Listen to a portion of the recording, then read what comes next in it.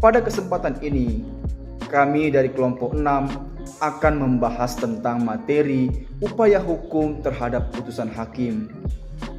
Dalam kesempatan ini, sebelum kita jauh melangkah untuk membahas hal ini, hendaklah kita mengetahui apa yang dimaksud dengan upaya hukum. Upaya hukum sejatinya merupakan upaya yang diberikan oleh undang-undang kepada seseorang atau badan hukum untuk melawan putusan hakim dengan tujuan untuk mencegah atau memperbaiki kekeliruan dalam putusan hakim tersebut dikarenakan adanya penemuan bukti-bukti atau fakta-fakta lain. Setelah kita mengetahui apa yang dimaksud dengan upaya hukum, selanjutnya saya akan membahas tentang apa saja macam-macam upaya hukum atau cakupan dalam hal ini cakupan upaya hukum. Macam-macam upaya hukum saya akan membagi dua substansi besar, yaitu pertama, upaya hukum biasa, di mana upaya hukum biasa ini merupakan upaya hukum yang digunakan untuk putusan yang belum berkekuatan hukum tetap, di mana hal ini ada tiga substansi. Pertama itu ada perlawanan atau verzet, kemudian ada banding, kemudian ada kasasi. Dan seterusnya adalah ada upaya hukum luar biasa. Dalam hal ini, upaya hukum luar biasa ini dilakukan terhadap putusan yang telah mempunyai kekuatan hukum tetap, dan pada asasnya upaya hukum ini tidak menangguhkan eksekusi. Dalam hal ini ada dua substansi yang termaktub pada upaya hukum luar biasa, yaitu peninjauan kembali, kemudian atau disebut dengan request sipil, kemudian ada perlawanan pihak ketiga atau dender verzet. Dalam kesempatan ini saya akan menjelaskan apa yang dimaksud dengan upaya hukum perlawanan atau verzet. Di sini verzet itu sendiri adalah suatu upaya hukum terhadap putusan di luar hadirnya tergugat atau putusan first take, di mana dasar hukum daripada verzet ini dapat kita lihat pada pasal 129 HR, di mana verzet dapat dilakukan dalam tempo atau tenggang waktu 14 hari setelah putusan first take. Dalam hal ini pada pasal 129 HR pada ayat 1-nya dijelaskan ada syarat yang harus terpenuhi. Yang pertama itu adalah dikeluarkannya putusan first take, kemudian kedua itu jangka waktu untuk mengajukan perlawanan adalah tidak boleh melebihi 14 hari, dan jika ada eksekusi tidak boleh melebihi dari 8 hari. Kemudian verzet diajukan kepada ketua pengadilan negeri di wilayah hukum di mana penggugat mengajukan penggugatannya. Maka dalam kesempatan ini untuk upaya hukum perlawanan verzet, gambarannya seperti yang saya sampaikan. Untuk selanjutnya akan dijelaskan oleh rekan-rekan saya. Sekian.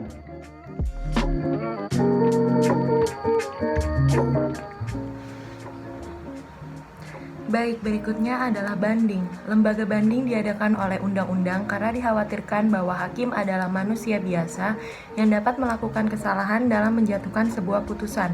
Untuk itu, pihak yang merasa tidak puas dan tidak menerima putusan pengadilan negeri dapat mengajukan permohonan banding ke pengadilan tinggi. Berkas perkara yang bersangkutan beserta salinan resmi putusan serta surat-surat lainnya akan dikirimkan ke pengadilan tinggi untuk diperiksa dan akhirnya diputus lagi.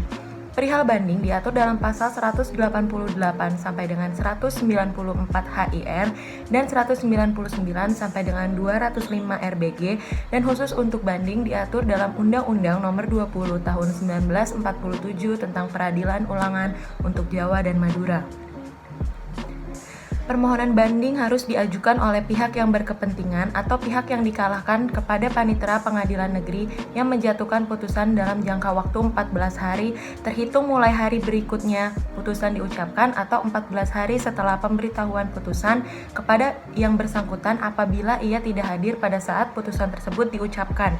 Kedua belah pihak boleh mengajukan bukti baru dan surat keterangan sebagai uraian atas alasan permohonan banding atau yang dikenal dengan memori banding. Dan sebagai tanggapannya, pihak terbanding boleh mengajukan sebuah kontra memori banding. Selanjutnya kita bahas dulu apa itu memori banding. Memori banding adalah suatu surat yang berisi alasan apa sebabnya pembanding mengajukan permohonan banding. Memori banding harus dengan jelas memuat apa sebabnya pembanding menganggap bahwa putusan pengadilan negeri tersebut adalah salah. Dalam hal ini, peranan memori banding yang didukung oleh data dan dikaitkan dengan abstrak hukum sangat menentukan untuk pertimbangan hakim banding dalam menjatuhkan putusan. Walau memori banding bukanlah suatu keharusan untuk diajukan oleh pihak yang mengajukan banding atas putusan pengadilan negeri, karena dalam tingkat banding, hakim wajib untuk membaca kembali seluruh berkas perkara yang dimohonkan banding tersebut. Agar memori banding dapat diperhatikan dengan baik, maka hendaknya memori banding disusun dengan kalimat yang sederhana, pendek, dan berisi. Pembuatan atau pengiriman memori banding bukan merupakan suatu kewajiban. Undang-undang tidak mewajibkan pembanding untuk mengajukan memori banding seperti halnya dalam kasasi. Setelah diajukan memori banding, pihak terbanding dapat mengajukan kontra memori banding. Lalu apa itu kontra memori banding? Kontra memori banding adalah suatu tulisan yang berupa tanggapan terhadap memori banding, atau dengan kata lain, kontra banding adalah bertujuan untuk mengcounter memori banding. Makna kontra memori banding untuk menanggapi alasan-alasan yang dimuat di dalam memori banding. Dan kontra memori banding ini pada hakikatnya mendukung keputusan pengadilan negeri tingkat pertama. Akibat dari dilakukan pembandingan atas suatu putusan pengadilan negeri akan mewujudkan beberapa pendirian yang dapat berupa: yang pertama, menguatkan putusan pengadilan negeri yang bersangkutan. Dalam hal ini berarti semua hasil penilaian dan penghargaan pengadilan negeri yang bersangkutan adalah konform dengan pendirian pengadilan negeri. Lalu yang kedua, mengubah putusan pengadilan negeri yang bersangkutan. Dalam hal ini, sebagian saja dari hasil penilaian pengadilan negeri yang bersangkutan yang konform dengan penilaian pengadilan tinggi, sedangkan yang lainnya memerlukan perubahan sesuai dengan pendirian pengadilan tinggi. Lalu yang ketiga adalah munculnya putusan baru. Dalam hal ini, pengadilan tinggi membatalkan putusan pengadilan negeri yang bersangkutan karena tidak didukung hasil penilaian dan penghargaan atas fakta yang ada. Putusan baru ini dapat saja berupa yang tadinya putusan pemidanaan diubah menjadi putusan bukan pemidanaan.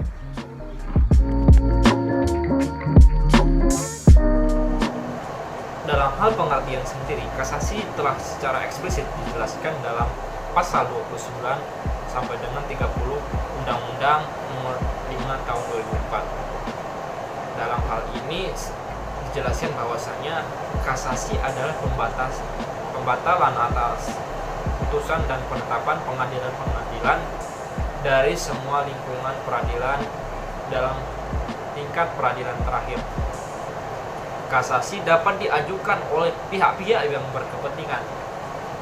Hal ini secara tegas dijelaskan dalam dan diatur dalam pasal 44 nomor 5 tahun 2004. Dan para pihak-pihak yang berkepentingan ini dapat mewakilkan kepada seorang yang diberi kuasa secara khusus.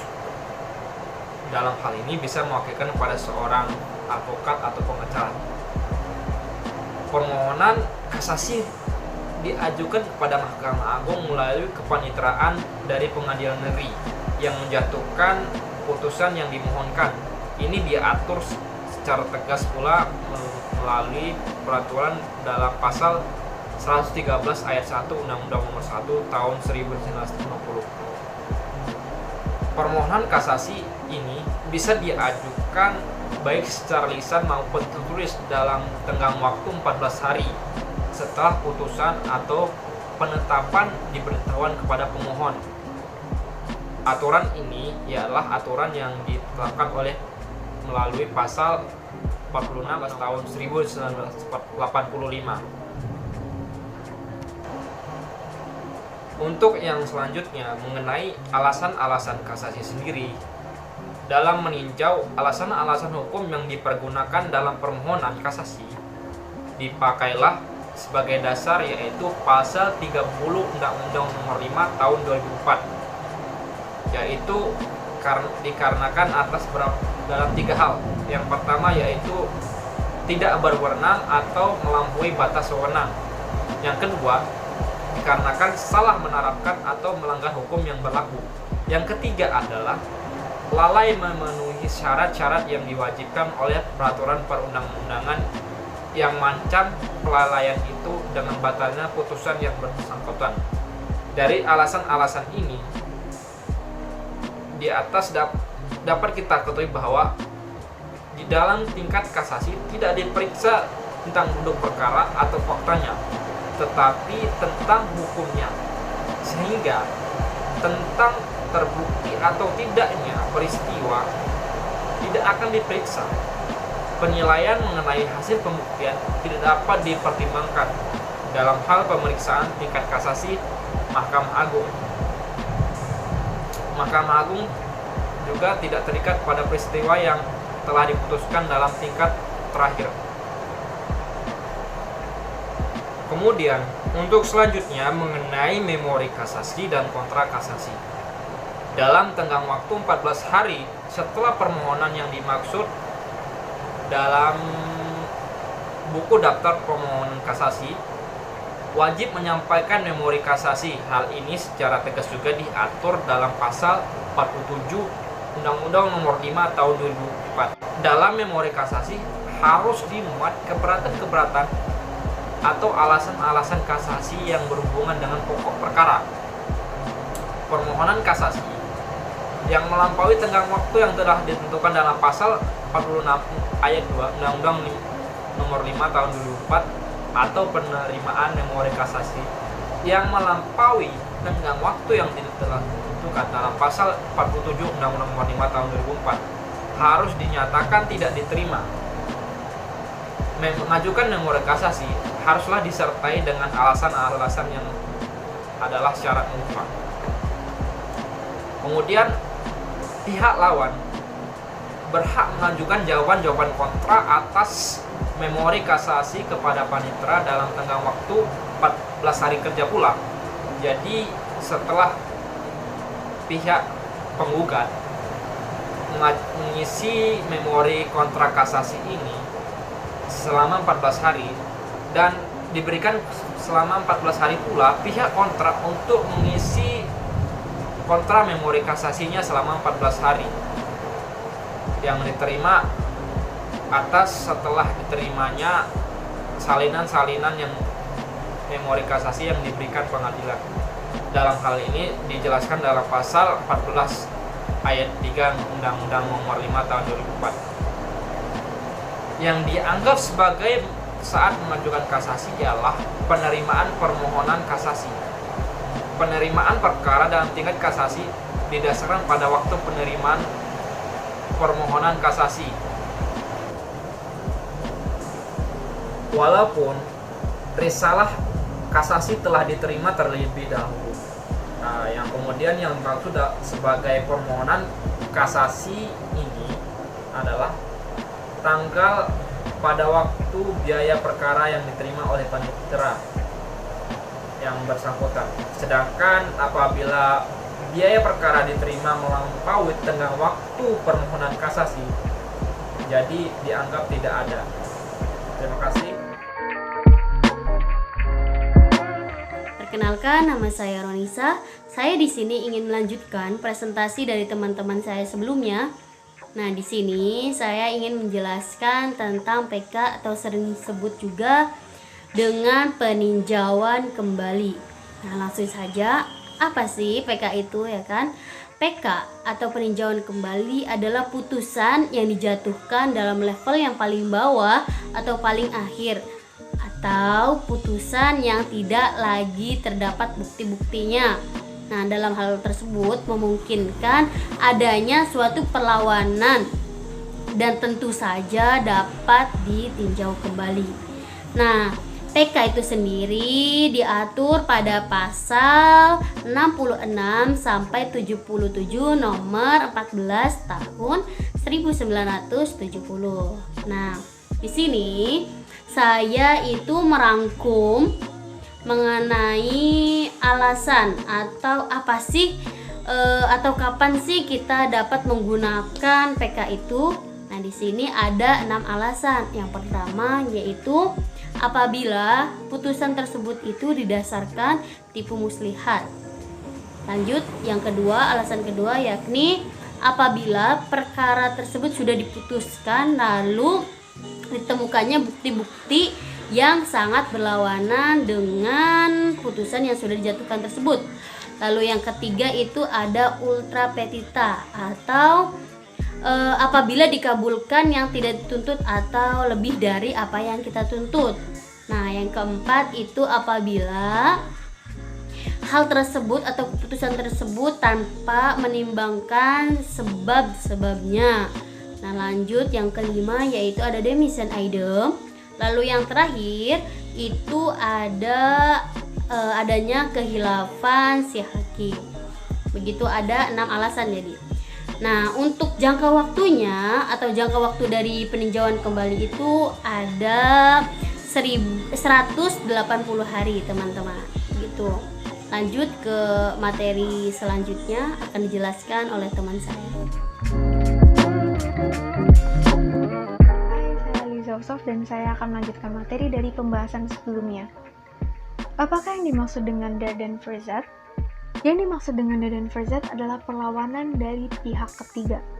Memang, pada dasarnya, putusan pengadilan hanya mengikat para pihak yang berperkara dan tidak mengikat pihak ketiga. Namun tidak menutup kemungkinan juga kalau ada pihak ketiga yang dirugikan oleh putusan tersebut. Nah, pihak ketiga ini dapat mengajukan perlawanan atau dead and verzet ke hakim pengadilan negeri yang memutus perkara tersebut.